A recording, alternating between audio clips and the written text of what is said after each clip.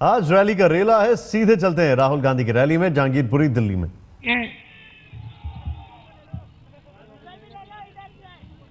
और पिछले 15 साल से ये शहर प्यार से भाईचारे के साथ आगे बढ़ा था।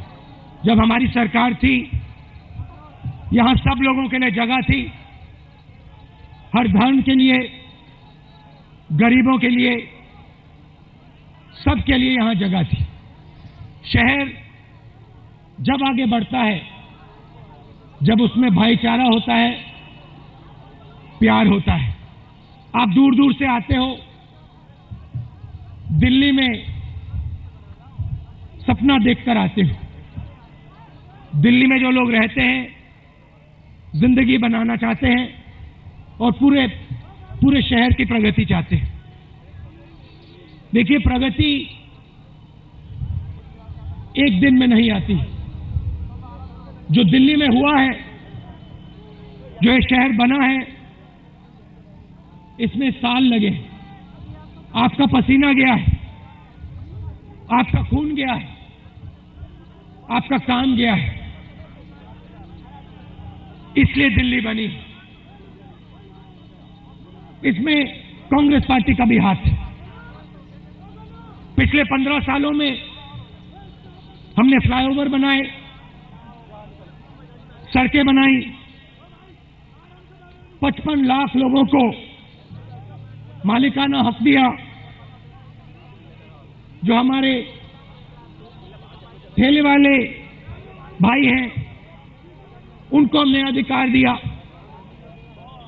और जब हमारी दिल्ली में सरकार थी, हमने गरीब लोगों की लड़ाई लड़ी। देखिए, बाकी लोग भ्रष्टाचार की बात करते हैं। आम आदमी पार्टी के नेता भ्रष्टाचार की बात करते हैं। हमारे प्रधानमंत्री जी भ्रष्टाचार की बात करते थे, अब नहीं करते, पहले करते थे। सबसे ज्यादा भ्रष्टाचार इस देश में जमीन का भ्रष्टाचार है।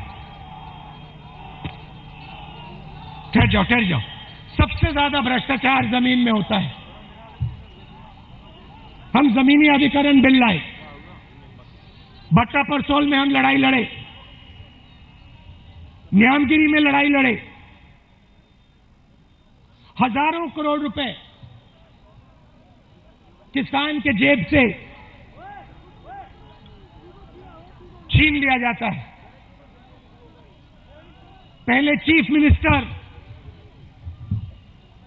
प्रधानमंत्री किसी की जमीन छीन सकता था। पुलिस भेज देते थे, किसानों को परे कर देते थे, हटा देते थे, और उनकी जमीन किसी उद्योगपति को दी जाती थी। नोएडा में 2000 एकड़ फॉर्मूला 1 के लिए उठा के दे दी। $140 बैरल का दाम, आज $40 पे आ गया है। 140 से 40 तक पहुंच गया है। महंगाई का सबसे बड़ा कारण पेट्रोल की कीमत है। पेट्रोल की कीमत कम हुई है, मगर महंगाई बढ़ रही है। पैसा कहां जा रहा है? आप सोचो,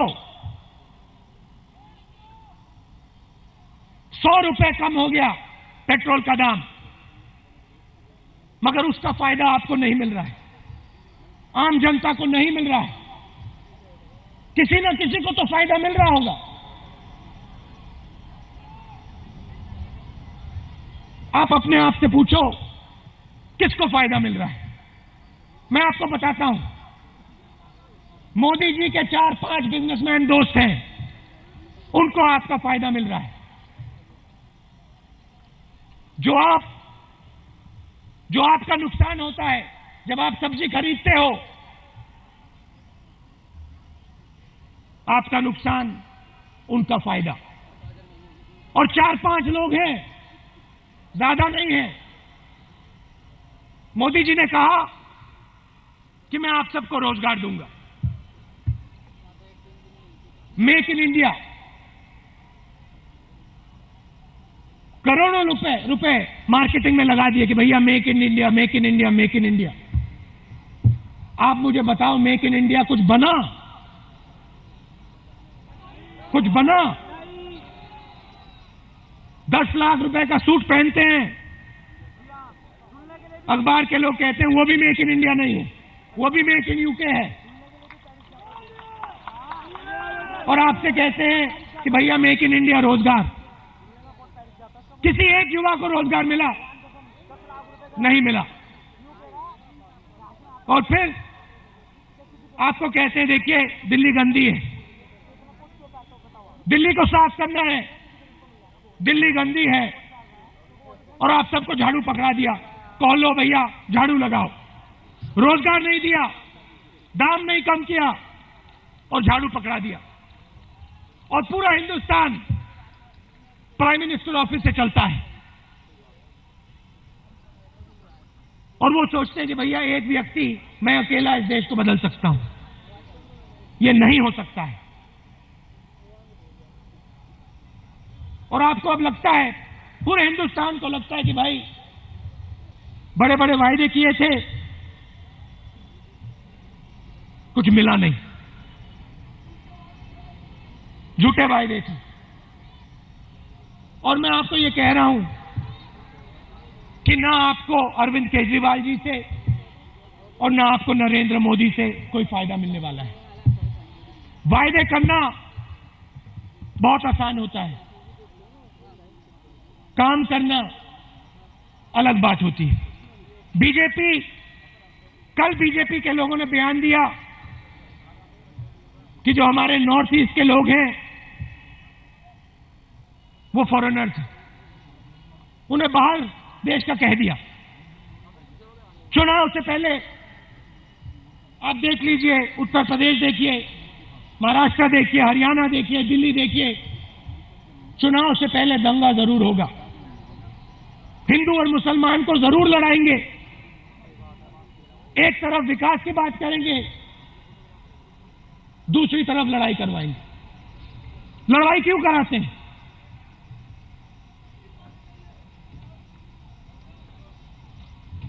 मुसलमान से कोई नफरत नहीं है भैया, उनकी कोई नफरत नहीं है, वो सत्ता चाहते हैं, इसलिए वो लड़ाते हैं। वो जानते हैं कि अगर उन्होंने गुस्सा फैलाया तो उन्हें राजनीतिक फायदा होगा, सिर्फ ये बात। और नुकसान किसका होता है? नुकसान आपका होता है, युवाओं का होता है, हम सबका होता है। उन परिवारों का होता है जिनके घर में आग लगती है, जिनके बच्चे मरते हैं।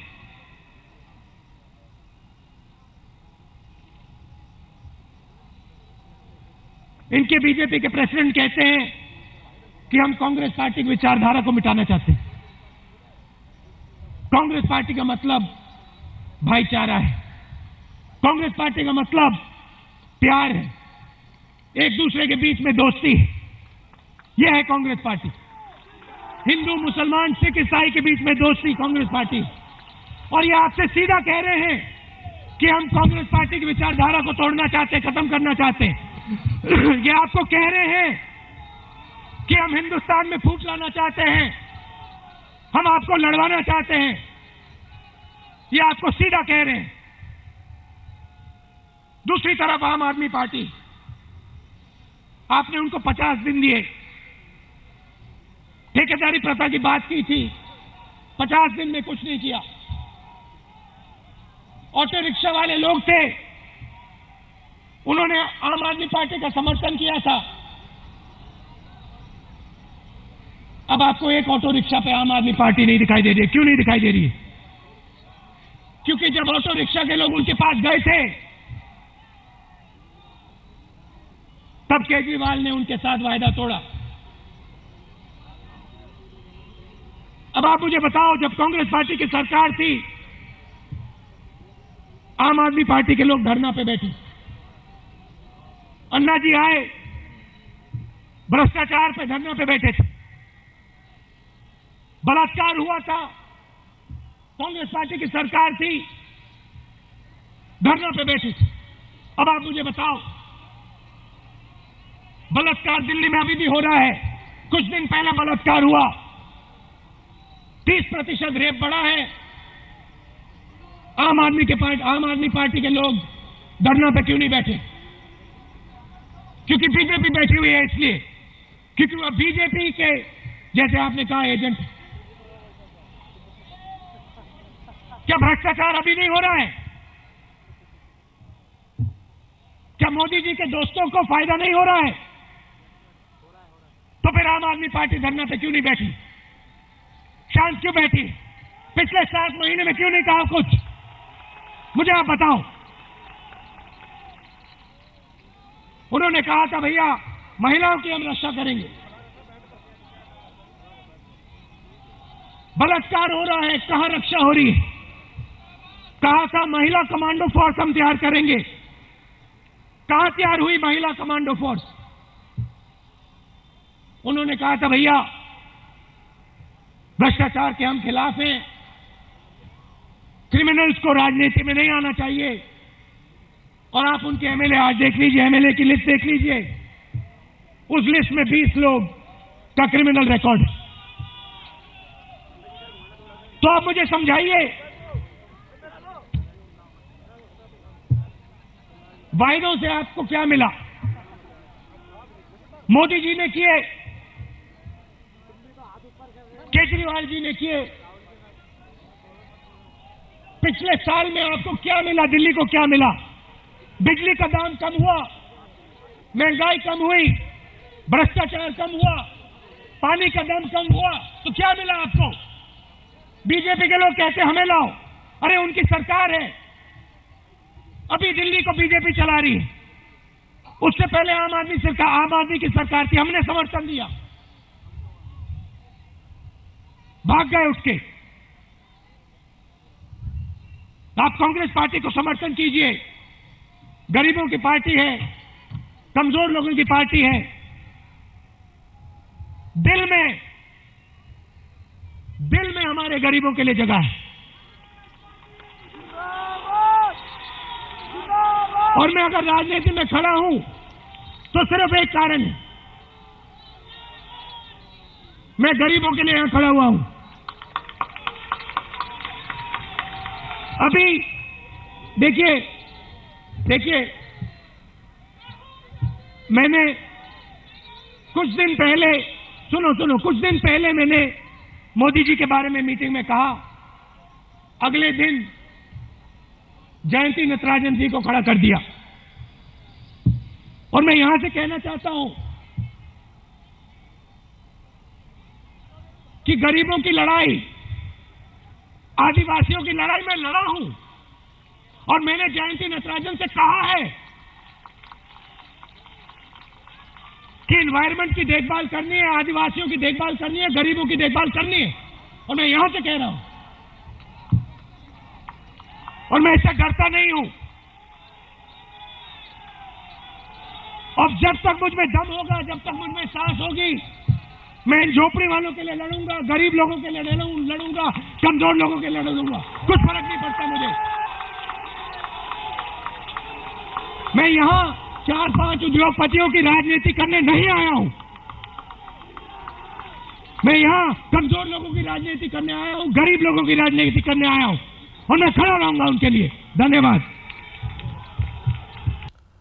राहुल गांधी ने अरविंद केजरीवाल और नरेंद्र मोदी दोनों को निशाने पर लिया है। राहुल गांधी का मोदी और केजरीवाल पर वार हुआ है और सीधे अपनी जहांगीरपुरी की रैली में उन्होंने जो सवाल खड़े किए हैं वो जनता से खुद को जोड़ने के और इन दोनों पार्टियों के ऊपर हमले वाले थे। पेट्रोल के दाम घटे, महंगाई नहीं, राहुल गांधी ने यह कहा।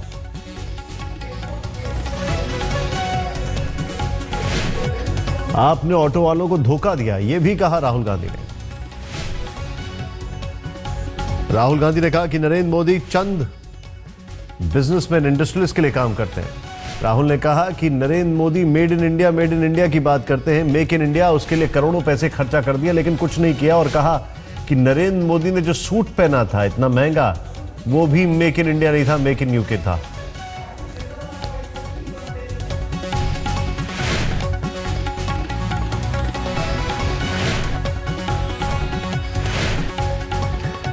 राहुल गांधी ने कई सवाल खड़े किए और अरविंद केजरीवाल को घेरे में लेते हुए राहुल गांधी ने कहा कि पिछले 7-8 महीने से आम आदमी पार्टी ने कोई भी धरना केंद्र सरकार के खिलाफ क्यों नहीं किया।